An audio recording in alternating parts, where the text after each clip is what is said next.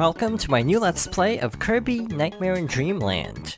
Before we get started, if we wait long enough on the title screen, there's a story intro. The peaceful world of Dreamland is in great danger. In Dreamland, dreams always flowed from the wonderful Fountain of Dreams. The Fountain of Dreams collected the hopes and dreams of all living things. It was also responsible for the sweet dreams and rest that come from deep sleep. But one day, everyone in Dreamland lost the ability to dream. King Deity was bathing in the Fountain of Dreams. He had even taken the Star Rod, the source of the fountain's power, and broken it into pieces that he gave to his underlings. Now Kirby must embark on an adventure to restore peaceful nap times to all the residents of Dreamland.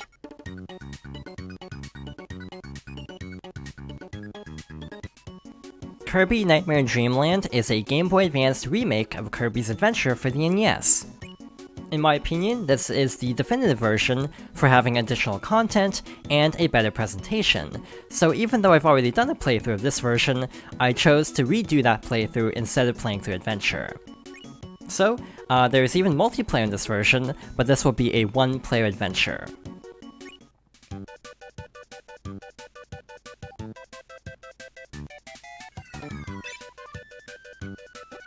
This is Level 1, Vegetable Valley.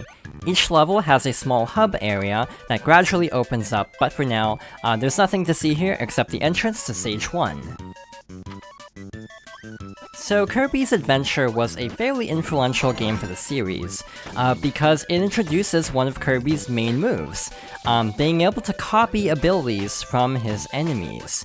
In Kirby's Dreamland for the Game Boy, Kirby could simply inhale enemies and spit them out to deal damage, like so. While in this game, he can actually get copy abilities, like Spark and Fire, like we saw earlier. Each copy ability works slightly differently, but in this game, most copy abilities only have one move each. Later games would have a lot more variety to each copy ability, with multiple moves per ability. And with that, we're already at the end of Stage 1.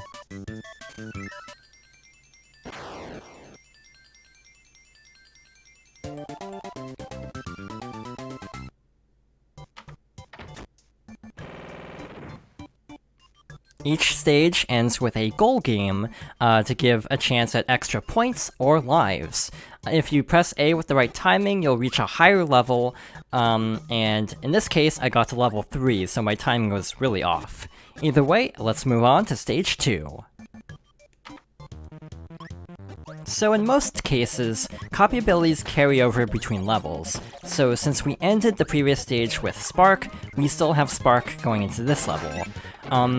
You can drop copy abilities at any time, and you can also lose them by getting hit by enemies. So, in most games in the series after this, you can take multiple hits and hold on to your copy ability. In this game, you basically drop it immediately as soon as you take damage, like so. Over here is a warp star that'll take us to another part of the level.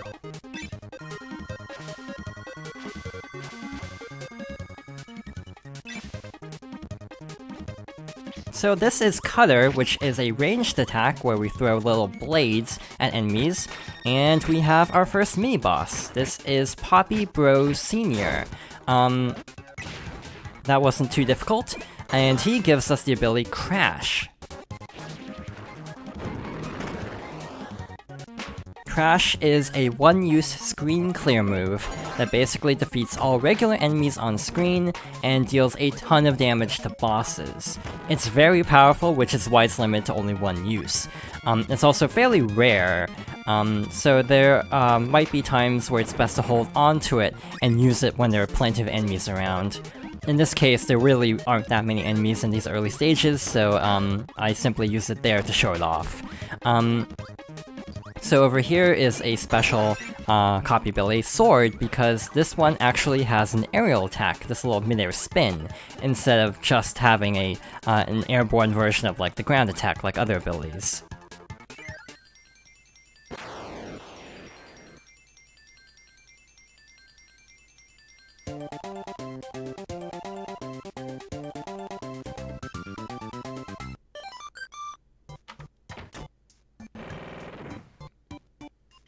that time we did reach the top, and thus we got an extra life. So we're moving on to stage 3. So with Sword, this is honestly one of my favorite copy abilities, even though it's fairly limited in this game. I like it a lot in the later games because of the combos for Sword, but in this, it's not great. I feel like in this game in particular, it's better to swap copy abilities a lot more because of each one having basically one move. It kind of incentivizes switching around and not sticking with just one ability, since each ability is a little bit more limited. In this game, there were 2 power-ups that are Fire Element, Burning, and Fire. So, later games, because of having multiple moves per copy ability, would combine the 2. Basically, Burning would turn into a dash attack for Fire. Most copy abilities cannot be used in water as well. Sword is one of the rare exceptions, actually. So let's head through here. We have another burning enemy, so this is a great way to get around and also deal damage in the meantime, while avoiding taking damage as well. I say as I immediately take damage. That's fine, we're already at the end of the stage.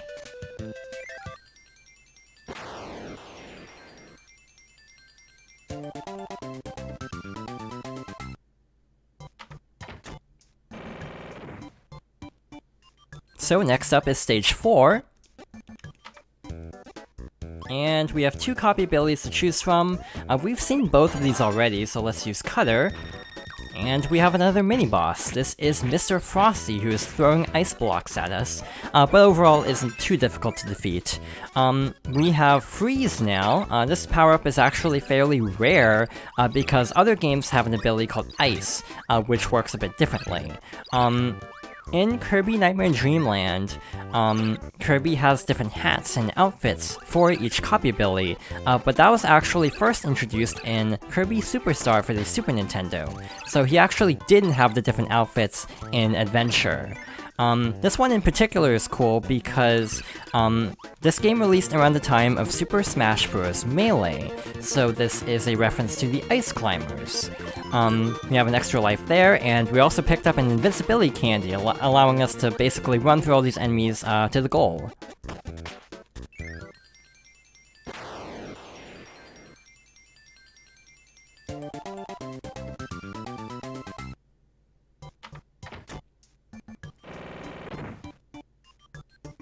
And with that taken care of, we're already at the first boss.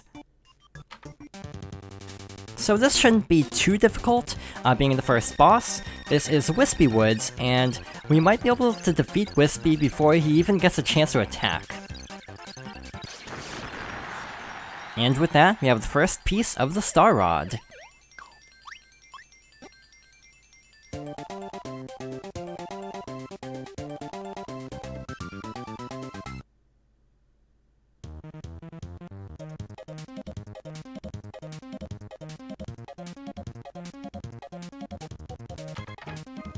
We've reached level 2, Ice Cream Island. Like last time, there isn't much to see here, so let's move on to stage 1. So overall, this is a fairly easy game. In general, Kirby games aren't terribly difficult, but this one definitely is a good beginner-level platformer, and a pretty good entry Kirby game. A lot of the Kirby games around this era had a very similar art style as well. The same graphical look was also used for Kirby and the Amazing Mirror shortly after for Game Boy Advance, and Kirby Squeak Squad, which was my first mainline Kirby game. I played this game a little bit later, along with Amazing Mirror, but this was still one of my earliest Kirby games. That enemy there, the Crash Bomber, if it fell, it actually would have caused an explosion, so it was actually convenient I froze in time. Over here is Tornado, which is a very powerful copy ability, because as long as we're in the tornado, we're invincible and can deal damage to enemies, like so. And we're already at the end of this stage.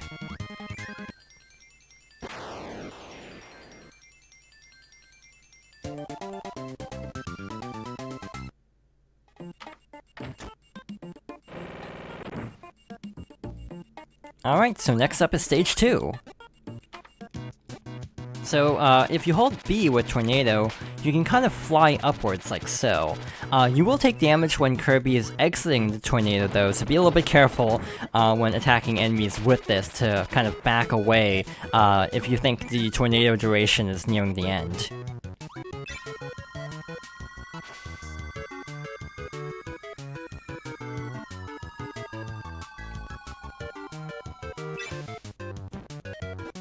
So here we have a bunch of enemies, if you want a particular copy ability, and we have another mini-boss, the Grand Wheelie. So let's demonstrate Tornado in battle here. We're kind of tearing through this boss.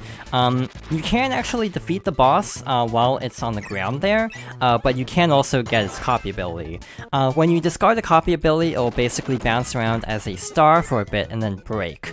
This goes for either discarding it manually or losing it from taking damage. Bosses will also disappear after a while, giving you a short amount of time to pick up their power, and if you actually drop an ability and inhale another enemy, you'll get the copy ability you discarded, so be a little bit careful when discarding power-ups around bosses or other enemies. And that's another stage down.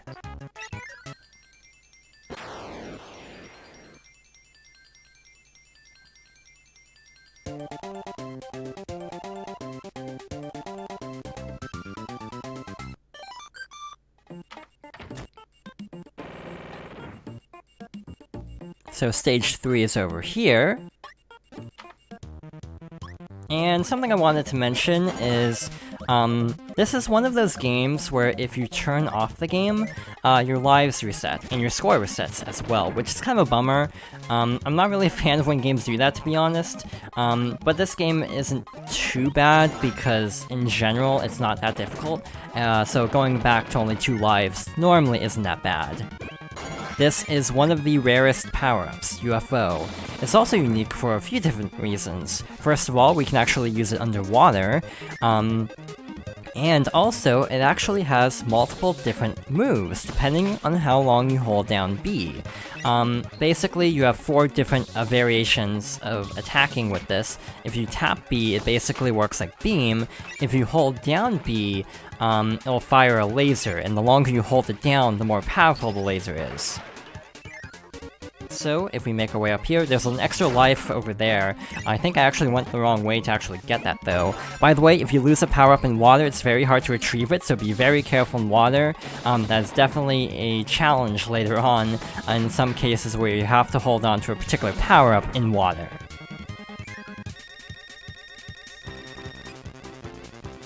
So we have an encounter with Meta Knight and his army.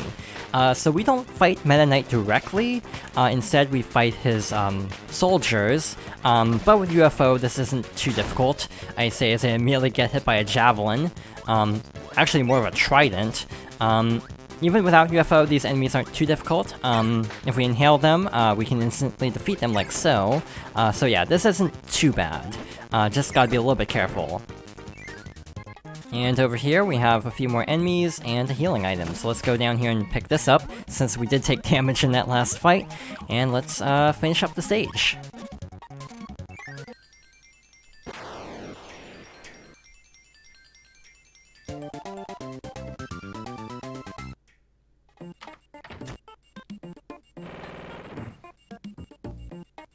UFO is a power-up that does not transfer between stages, so even if we hadn't lost it, we wouldn't be able to carry it into stage 4.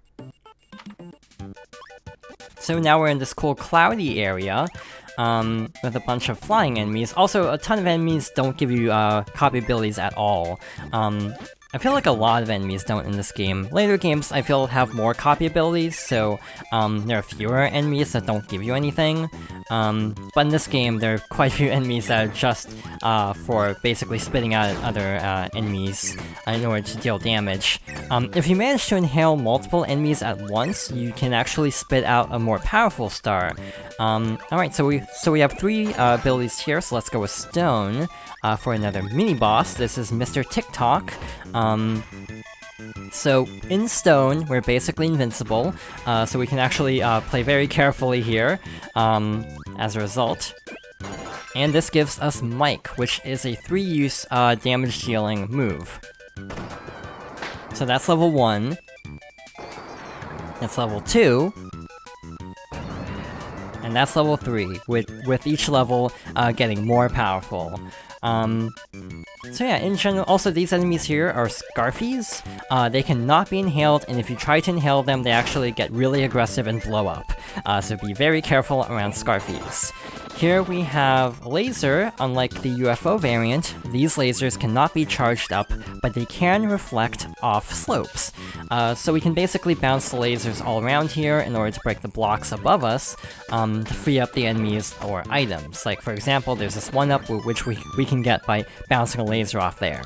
In general, lasers are a pretty cool power-up. It's fairly simple to use, but the ability to bounce it off of slopes makes it a little bit more versatile. Like here, we have this enemy over this ladder, but we can take it out from a safe distance using laser in order to pick up this healing item. Different healing items do restore different amounts of health, with the little drinks giving, I think, 2 hit points, and the tomatoes giving full heal. Alright, so if we head over here, we have a bunch of enemies to deal with, and the end of the stage.